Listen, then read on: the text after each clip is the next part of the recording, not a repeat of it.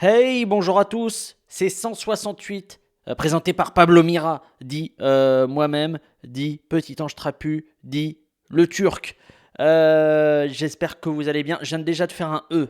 J'ai lu des commentaires qui disaient qu'il y avait beaucoup trop de dans ce format-là. Je peux pas vous dire que c'est pas faux. Mais je peux pas vous dire que c'est pas vrai non plus. Vous voyez, c'est terrible. Bah, c'est ce qui se passe. C'est ce qui se passe quand c'est pas écrit. C'est ce qui se passe quand on a 6 lignes sur un fichier Word avec marqué juste la thématique et qu'il faut trouver quelque chose à dire en se creusant un petit peu les méninges, quoi. Qu'est-ce que je voulais vous dire d'autre? Je sais plus où vous m'avez perdu. Eh, laissez-moi tout seul, hein. Laissez-moi parler tout seul. Le mec est fou qui commence à entendre des voix. Les commentaires, justement, je voulais vous parler des commentaires, hein. J'ai lu des commentaires qui disaient, bah voilà, tu fais trop de Pablo, et que c'est insupportable. C'est vrai, comme je disais, c'est vrai. Mais ça m'a donné envie, pour la millième fois en 2 mois, cette semaine, de supprimer les commentaires. De supprimer tous les commentaires de partout. Apple, Spotify, je sais même pas s'il y a des commentaires dans Spotify. Facebook, dit Face de Book pour les gens qui ont plus de 600 ans. Twitter, bah Twitter, j'y suis plus. Mais là, je commence à vraiment me poser la question des commentaires. Ça va faire un an que je me pose la question de la pertinence, de la réelle utilité des commentaires. Alors, je le dis très sincèrement, les commentaires que j'ai sous mes vidéos, de mes comptes de réseaux sociaux type Facebook, Instagram, euh, Apple, tout ça, c'est plutôt positif. C'est genre à 98% positif. Donc ça me fait énormément de bien à mon ego et je passe des journées et des heures et des mois à les lire et à faire: ah putain, je suis quelqu'un de génial, t'as vu? Il a dit que j'étais très drôle, je dois être vraiment quelqu'un de super. Maman, tu m'aimes? Voilà. Donc je passe énormément de temps à lire les commentaires. Ils me procurent un plaisir énorme, mais je crois que à un moment donné, je vais les supprimer. Puisqu'il est possible de le faire. Il est possible d'interdire la publication de commentaires pour des vidéos, pour ce qu'on veut. Parce que, un, je perds beaucoup trop de temps. Deux, ça me transforme en monstre d'ego. Trois, j'ai pas accès aux gens qui pensent autre chose que ah, c'est bien, Pablo. Il y a de temps en temps évidemment une critique négative, mais elle m'énerve celle-ci. Non, non, mais ça c'est un truc paradoxal, c'est qu'on en a marre d'avoir que des critiques positives parce que sinon tu tournes en circuit fermé psychologique, mais dès qu'il y a une... Donc tu cherches d'autres critiques que des positives, mais quand il y en a des négatives, elles te plaisent pas non plus. Donc t'es ken, quoi qu'il arrive. Donc non, j'ai envie de virer les commentaires et je vois, il y a une utilité un peu, il y a un peu une utilité pratique. En vrai, ça me permet d'avoir de l'information sur comment vous percevez les choses, une vidéo, un sketch, une story, ce que vous voulez. Ça me permet de voir ce que vous aimez, ce que vous n'avez pas aimé. Et, euh, et puis même, des fois, il y a des critiques, des commentaires donc plutôt, on va dire, négatifs, mais qui sont techniques et qui te permettent de progresser parce qu'ils te disent bah, techniquement là la vanne elle était pas bien, là c'était lent, ça manque de chute, ce que tu veux, et ça te permet de progresser. C'est quelqu'un qui te file quand même de l'info pour t'améliorer. Mais c'est une marge, de la marge, de la marge, de la marge, de la marge, ce type de commentaires. Et vraiment, j'insiste sur le fait que ça fasse extrêmement plaisir les commentaires, mais j'aimerais revenir à cette époque. C'était mieux avant. On est sur le moment, c'était mieux avant de l'épisode de 168. L'Internet d'avant les commentaires. C'est-à-dire que je trouve fabuleux qu'on ait eu accès à des informations folles, à des trucs incroyables avec Internet. Après, il y a eu la boîte de Pandore. La boîte de l'Internet 2.0 avec les commentaires. Je parle même pas d'un truc type TripAdvisor, Google Review et tout ça, mais c'est genre juste le fait que les gens puissent commenter n'importe quelle chose sur cet espace. Je pense que c'est le sida de nos relations sociales. Alors, comme le sida, on peut continuer à vivre avec, hein. On n'en meurt pas, on n'en meurt plus, mais c'est moins bien. c'est quand même moins bien. C'est-à-dire que tu peux mourir avec un rhume. Mais non, mais je vois pas vraiment l'utilité. Et je réfléchissais très vite, parce que je veux pas trop réfléchir avant d'enregistrer sur la réelle utilité et le côté, oui, c'est une agora citoyenne. Non.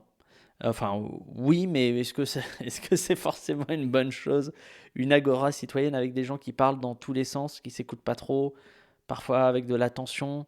Les gens qui s'aiment, ils restent entre eux, ils vont pas au contact de quelque chose de différent. Pas sûr que ce soit un mode d'interaction, comment dire, efficace et utile socialement. Le côté c'est plus démocratique, oui, oui, vachement, vachement. C'est le fait de poster des commentaires qui va créer une forme de démocratie et de qualité supérieure, hein, un genre de démocratie AOC. Non, absolument pas, hein. Il n'y a jamais eu autant de commentaires qu'aujourd'hui sur Internet. Et j'ai pas l'impression qu'on soit, en tout cas, dans un moment, un espace-temps ultra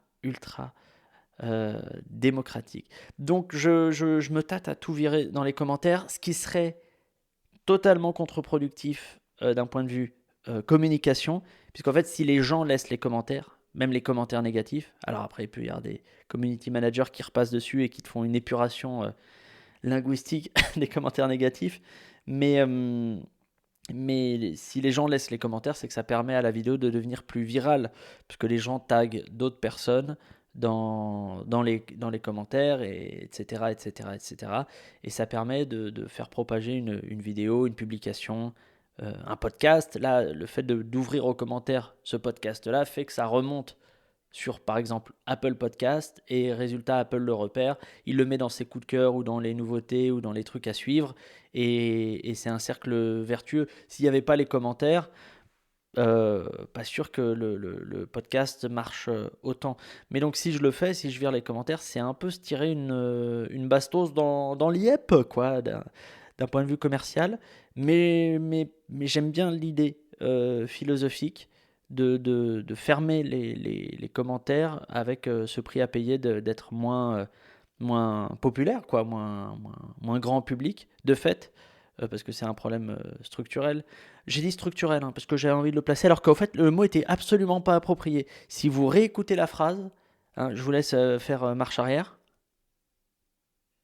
Ça y est. Et bah donc, et bah vous voyez, le mot structurel était pas du tout approprié, mais ça fait partie de ces mots qui sont sympathiques à placer en conversation. Vous savez, je vous parlais là juste un peu avant, transition, démocratie, commentaire. Cette semaine, qu'est-ce qui s'est passé? À part le fait que j'ai essayé de travailler sur mes... et que j'y suis pas arrivé, visiblement. Pas mal d'articles sur les gens, hein, évidemment, qui se plaignent de la politique, le gouvernement, compétent, mensonge, fake news. Et moi, ça m'a relancé dans une énergie qui me parcourt de temps en temps quand les gens se plaignent beaucoup du pouvoir, du gouvernement et tout ça. Qui est, par exemple, comment on pourrait qualifier cette énergie de genre, si je devais la synthétiser, ce serait vraiment fermez vos gueules, vous avez que ce que vous méritez. Je m'explique. On reproche, par exemple, là en ce moment, c'est dans l'air du temps, au gouvernement d'être incompétent, pas à l'écoute, par exemple, des restaurateurs, du monde de la culture, tout ça. Tout ceci est, de mon point de vue, plutôt vrai. Je perçois plutôt la chose de la même façon. Et on s'en plaint donc de ce gouvernement, de ses pouvoirs publics. Mais fallait vous saisir du dossier, vous. C'est-à-dire que on ne peut pas tout avoir quand même dans ce système social de dire, bah, vous savez quoi, la politique, on va filer ça à des professionnels. Ils vont être payés entre 6 000 et 13 000 € par mois. Et moi, comme ça, je vais pouvoir me concentrer sur mon boulot, sur les gamins, hein, à qui que faut que je fasse les devoirs en rentrant à la maison. Et Pythagore, j'ai un peu du mal. Et en plus, derrière, je dois regarder Netflix parce que bon, il y a la nouvelle saison de Casa de Papel qui vient de sortir. Donc j'ai pas trop le temps de m'occuper de tout ce qui est gestion de la territorialisation, centralisation, le prix du gaz, une loi contre le monopole des médias. J'ai pas trop le temps de m'occuper de tout ça. Et bah au fait, c'est un peu le prix à payer. C'est-à-dire que si tu mets pas les mains dans le cambouis toi-même, bah c'est un peu de mauvaise foi de se plaindre d'un gouvernement qui fait de la merde et qui est incompétent et malhonnête. Et il y a eu un sketch là-dessus qui a été, que j'ai toujours trouvé brillant, qui est pas très drôle, parce que c'est plus vraiment une tribune un peu pamphlétaire de George Carlin, paix à son âme, qui était pour moi l'un des grands stand-uppers américains. Il a fait un sketch, c'est dans son spectacle Back in Town, il a fait un sketch justement sur les politiques, je crois que c'est son dernier sketch de ce spectacle-là, et c'est justement sur ça, sur les, lui, c'est un peu autre chose. C'est sur le fait qu'on a les politiques qu'on mérite et que les politiques, au fait, ressemblent aux gens de la société. Ils ne sont pas fondamentalement différents. S'ils sont égoïstes et incompétents et malhonnêtes, c'est qu'au fait, les gens de la société produit des gens comme ça et pas qu'en politique, partout, dans le business, la culture, bref, partout. Partout, partout, partout, partout. Et ce sketch, il est pas mal et j'aime bien cette énergie du vous avez que ce que vous méritez. Et je pense que là, pour le truc que je vous souligne, c'est la même chose. C'est-à-dire que tu peux pas tout avoir, le confort de pas te mêler à la politique et le luxe de dire, eh ben dis donc, vous êtes des merdes au fait. Allez, faites mieux que ça. Moi, si je fais quelque chose, ah non, toujours pas. Mais vous avez intérêt à vous mieux faire les choses. Voilà, je trouve que c'était ouais, c'est ma petite gueulante. Allez, je me resserre un petit peu de pastaga entre le sujet de 168. Alors par contre, et là je suis en train de me rendre compte que sur le prochain sujet, il y a peut-être un contre-argument à m'opposer à partir de ce que je viens de vous dire. Je vois marqué comédie française égale nul à chier. C'est mon troisième sujet de cet épisode de 168. J'ai maté cette semaine, puisque ça s'est passé lors des 168 dernières heures, 3 comédies françaises. Je suis mort 7 fois. Je me suis réincarné à un moment donné dans la peau d'un tapir. Après, j'ai fait une bonne action et je suis redevenu humain. Non, non. Vous savez, il y a ce fameux cliché sur les comédies françaises qui sont vraiment pas bien, euh, qui sont pas drôles par rapport aux séries américaines. Et moi, j'aime pas les clichés. Et là, malheureusement, c'est vrai. Donc, c'est pas un cliché. C'est une caricature, mais qui part d'un truc un petit peu vrai. Non, non, il y a un problème avec les comédies françaises, les amis. Faut qu'on se parle de ça. C'est-à-dire qu'il y a personne qui voit que ça marche pas. Et ça fait longtemps qu'il n'y a pas eu une très très bonne comédie française, efficace, vraiment drôle, avec un petit propos intéressant, mais encore, même pas besoin d'un super propos. Là, bon, je repense évidemment à la Cité de la Cité de la Peur. Il n'y a pas de propos dans la Cité de la Peur. Il y a une intrigue de serial killer avec un flic ou un garde du corps qui le recherche. Et puis, c'est un prétexte pour balancer toutes les vannes un peu potaches, les gags, les répliques cultes et tout ça de la Cité de la Peur. Il n'y a pas besoin d'avoir du propos, mais il y a besoin d'être solide en comédie.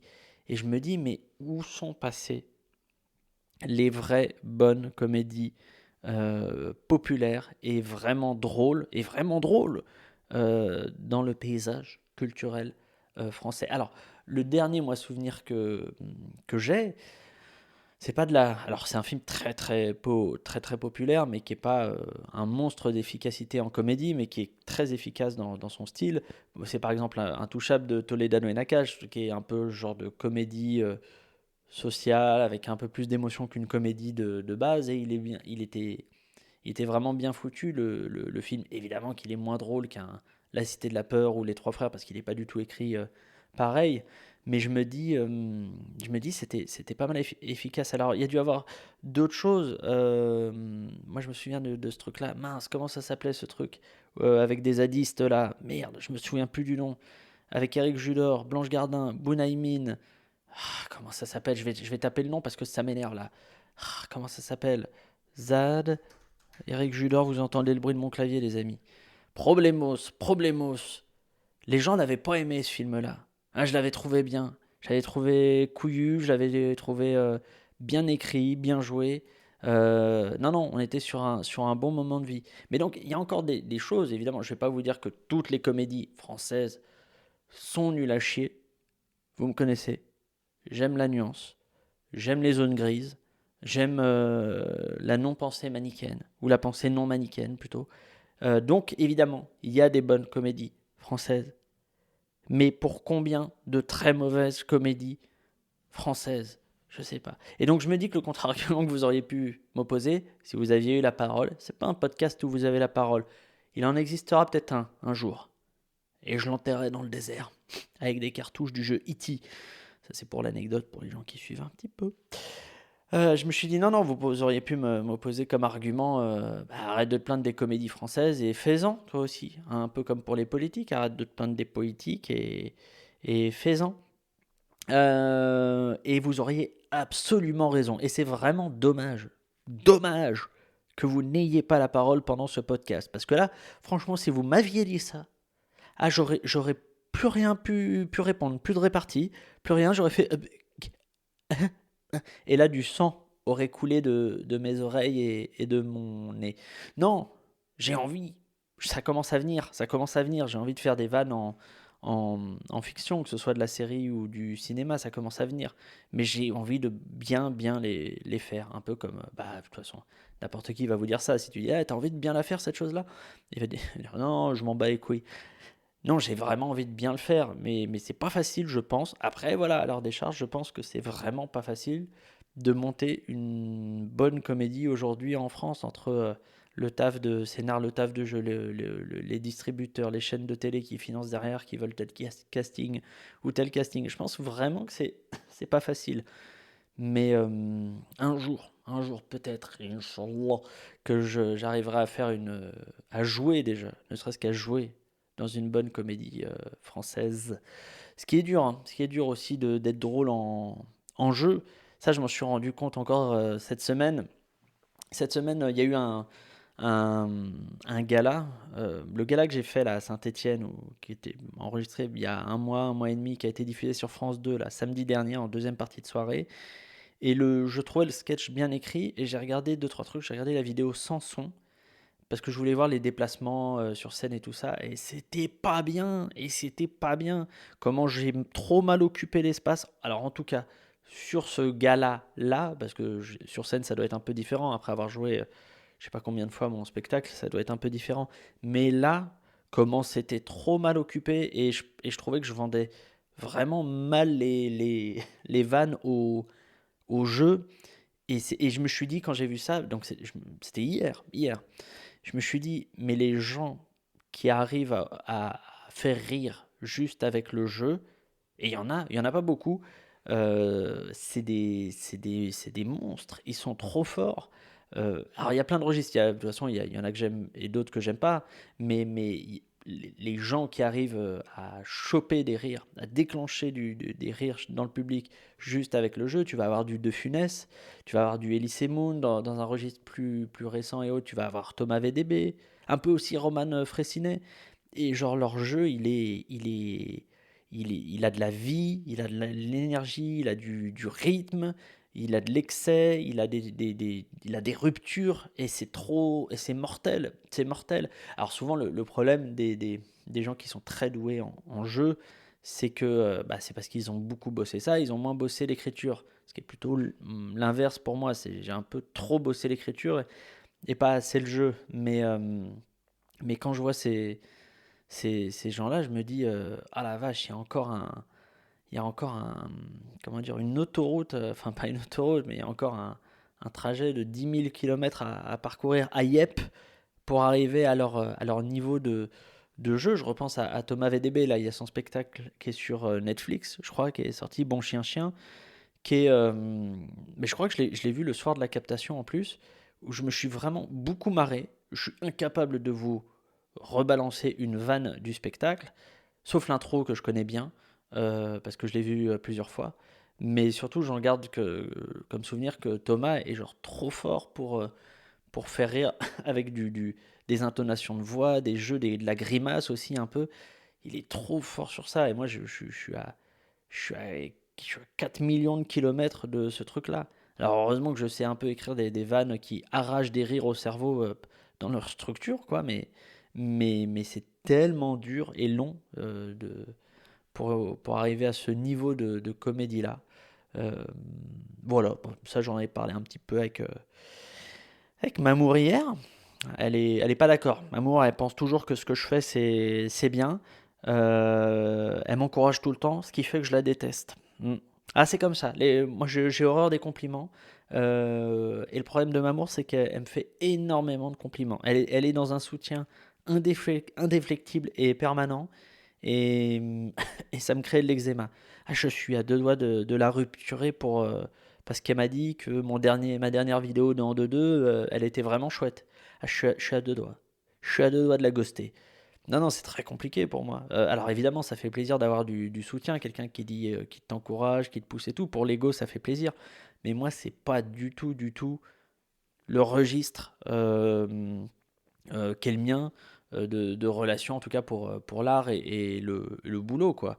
C'est-à-dire que ce qui est bien, on n'en parle pas et on parle de ce qui va pas pour qu'on le corrige. Mais ça vient de tôt, quoi. Ça vient de très tôt, je crois. Mais vraiment, ça va être ridicule, ce que je vais vous dire. Et vous allez vous foutre de ma gueule devant ce podcast qui commence à être déjà bien trop long. Non, je crois que ça vient de Dragon Ball. Ah, je l'ai dit, j'ai honte. Et là, je vous le dis sincèrement, en vous le racontant là, j'ai une petite suée là qui monte, petite suée chaude là sur la couronne du front parce que j'ai un peu honte. Non, ça vient de Dragon Ball, de la façon dont Tortue Génial il entraînait Sangoku. Mais j'ai lu ça, j'avais 5 ans. Quand tu lis ça et que tu as 5 ans, ton cerveau il imprime ça pour les 50 années à venir. Et pour faire progresser Son Goku, Tortue Géniale, il lui disait jamais que c'était bien, il lui disait toujours fais mieux, fais mieux, fais mieux, il y avait toujours mieux à faire. Et c'est un peu mon mode de fonctionnement pour m'améliorer. Ce qui crée évidemment des ulcères de tension et d'insatisfaction, mais c'est un peu comme ça que je fonctionne. Et quand on me fait un compliment, je suis pas bien. Déjà, j'ai l'impression que la personne se fout de ma gueule, et puis j'ai pas envie de l'entendre parce qu'elle m'empêche de progresser. C'est un peu le problème que j'ai eu avec la télé, enfin, que j'ai eu, c'est vraiment mineur, mais que j'ai découvert avec la télé, que ce soit au Grand Journal, à Quotidien, même au truc que j'ai fait sur Paris Première, là, Polonium, c'est que les gens ne te disent pas quand ça va pas. Les gens ne te disent pas quand c'est pas bien, et quand c'est juste moyen, ils te disent ouais, c'était cool. Bah non, c'était pas cool, c'était juste moyen, donc on va pas dire que c'était cool. Et résultat, tu progresses pas. Et j'ai vu des gens, malheureusement que je suis entouré un peu d'auteurs, de proches, d'autres artistes, amis, qui me disent hein, quand c'est pas bien, et qui me le disent sincèrement, tout en mettant les pincettes. Mais au moins, ça me permet de progresser. Mais si tu écoutes, quand tu bosses en télé ou enfin dans ce genre de truc et que tu écoutes ce que les gens te disent au quotidien, enfin ceux que tu fréquentes quotidiennement dans ce boulot-là, franchement, tu progresses pas, mec. Tu peux te prendre un mur artistique d'une violence et tu comprends pas pourquoi tu te le prends parce que tu dis, ah, je comprends pas, on m'a dit que j'étais génial jusque-là. Bah, au fait, non. T'étais juste peut-être passable et, euh, et ça marchait pas. Donc c'est pour ça que les critiques négatives, moi, me chagrinent pas. Elles me servent à progresser. Après, dans les critiques, il faut vraiment qu'elles soient genre ce qu'on a. J'ai horreur de l'expression les critiques constructives, mais l'idée c'est ça, c'est-à-dire que tu me montres une faille ou un défaut de mon art ou de mon travail, mais derrière tu me proposes une solution pour améliorer ça. Au moins ça.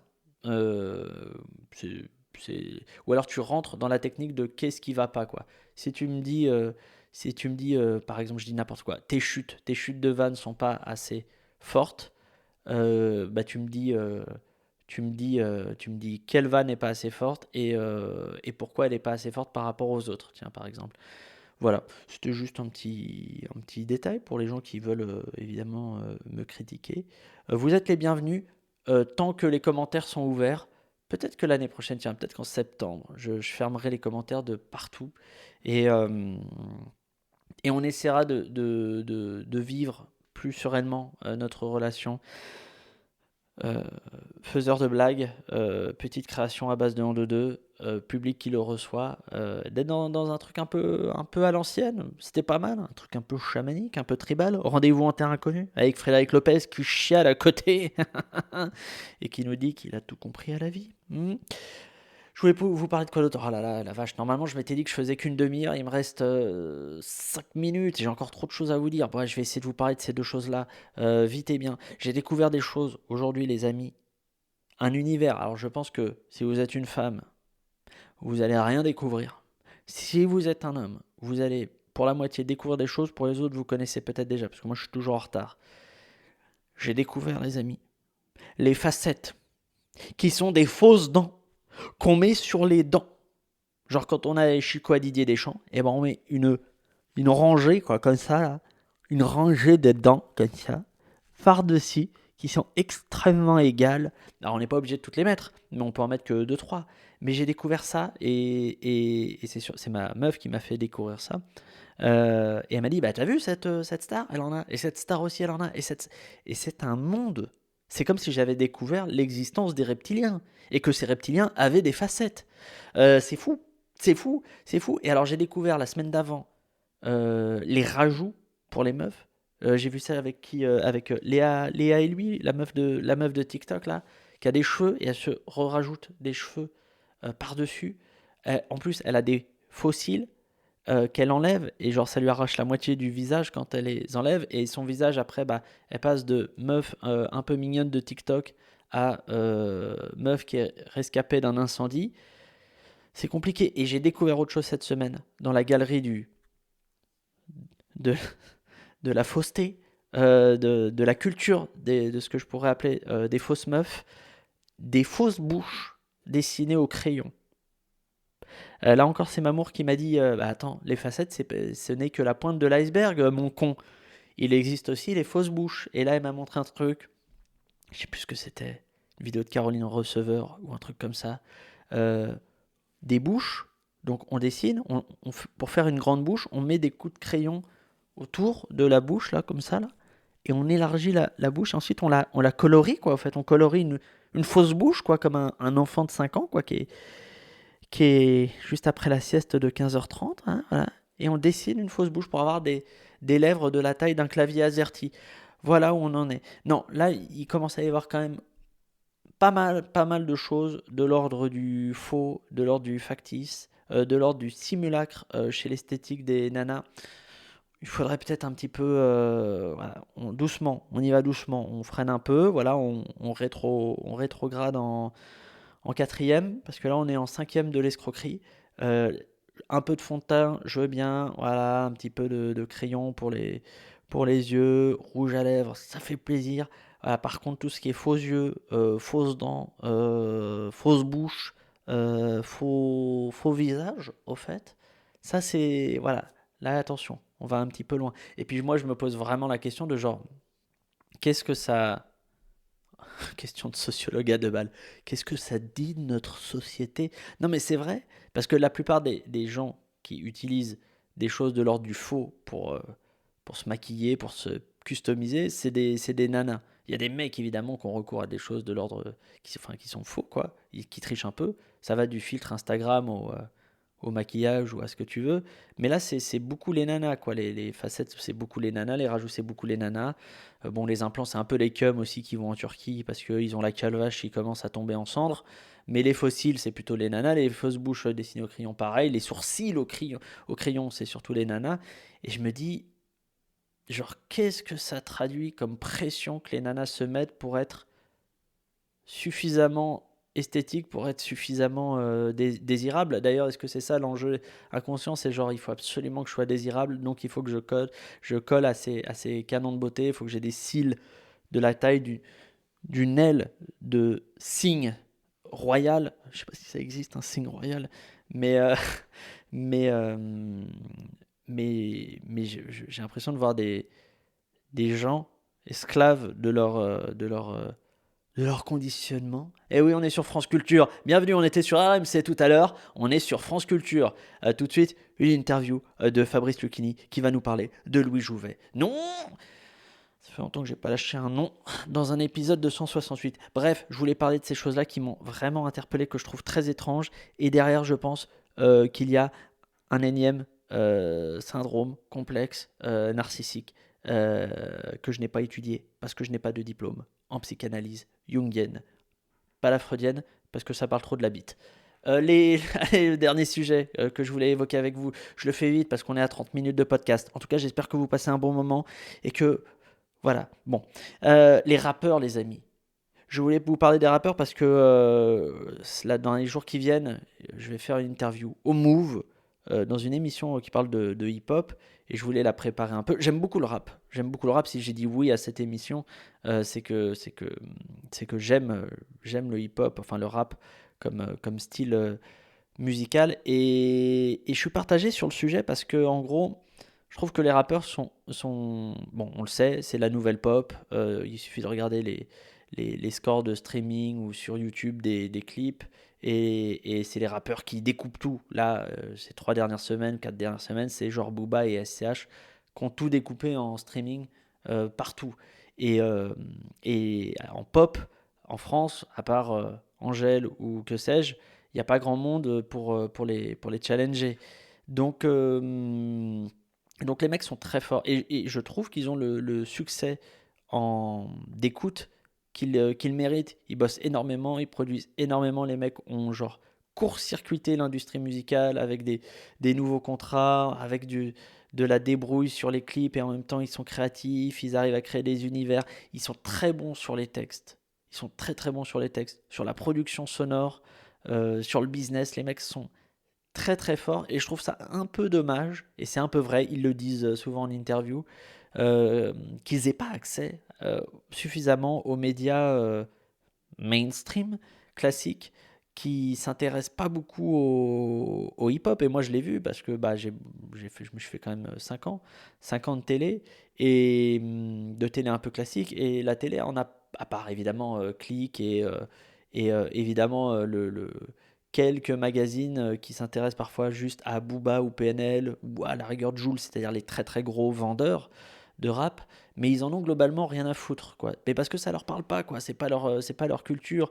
Oui, ils connaissent, mais ils ont pas grandi avec. Ça leur parle pas.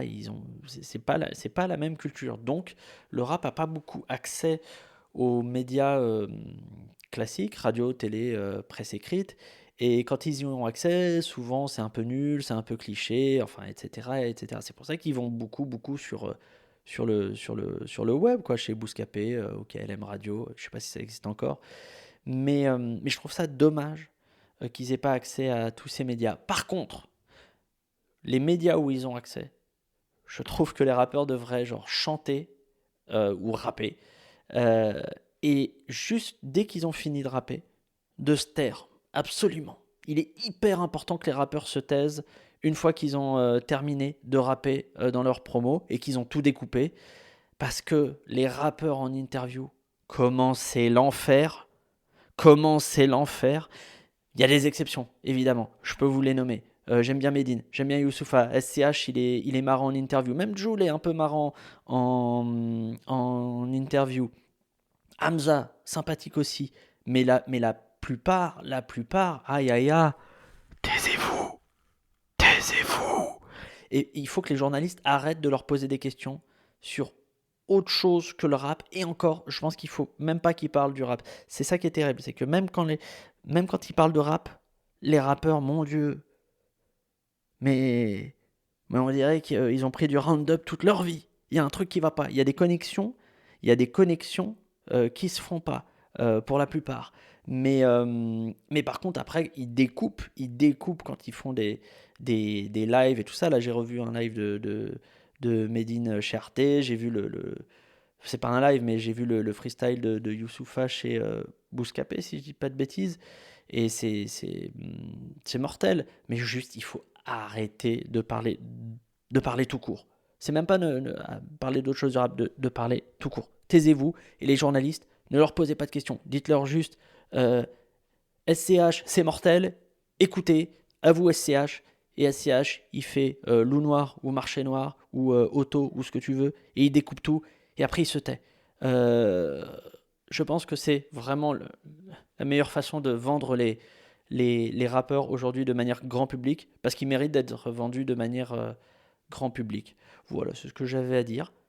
pas me faire que des amis avec ce genre de sujet. Peu importe, on s'en fiche. J'aime les rappeurs, sauf quand ils répondent à des questions sur la fin dans le monde ou sur que pensez-vous de la société française. Voilà. C'est la fin de cet épisode. 35 minutes, un peu plus long que d'habitude. J'espère que vous n'êtes pas ennuyés. J'espère que vous avez appris des choses, qu'il n'y a pas eu trop de... J'ai vraiment essayé de travailler là-dessus pendant l'épisode. Vous ne l'avez pas senti, mais il y a une veine. Il y a une veine de tension sur ma tempe qui montre que je me suis forcé à pas trop faire de... Je sais qu'il y en a eu au début. Mais après, je me suis repris en main.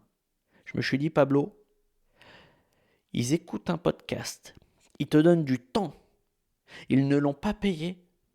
Alors donne-leur quelque chose de qualité, Pablo. J'espère que vous l'avez eu. Je vous fais des bisous. Je vous dis à la semaine prochaine pour un nouvel épisode de 168. D'ici là, évidemment, soyez sympathiques, soyez Charlie, soyez généreux et facétieux. Prenez soin de vous et de quelques personnes en plus, mais pas trop non plus. Allez, bisous bisous.